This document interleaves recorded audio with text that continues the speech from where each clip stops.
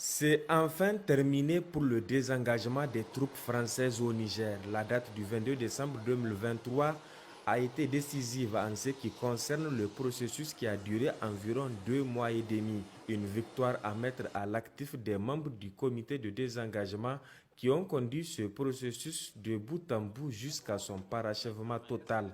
Au cours de cette cérémonie, les deux parties ont acté la fin du désengagement par la signature du document conjoint de procédure.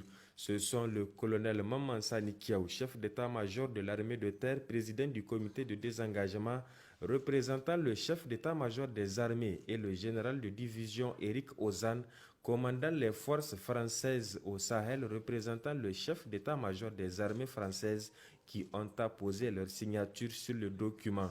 C'était en présence des parties garantes, le Togo pour le Niger et les États-Unis pour la France. Le Togo représenté par le chef d'état-major des armées togolaises, le général de brigade Djato Tassonti, et les États-Unis par le colonel Nelson Richter, attaché de défense à l'ambassade des États-Unis au Niger.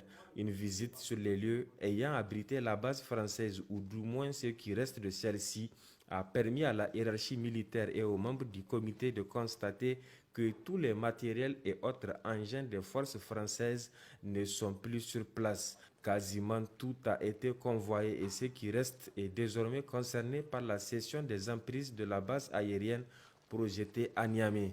Les deux délégations ont mis cap ensuite sur le tarmac de la base aérienne 101 où le reste du contingent français a pris place à bord de deux avions C-130 jusqu'à leur décollage. Il faut enfin préciser qu'aucun incident majeur n'a été enregistré du début jusqu'à la fin de ce processus, durant lequel 145 vols ont été effectués, 24 aéronefs désengagés et 15 convois terrestres effectués.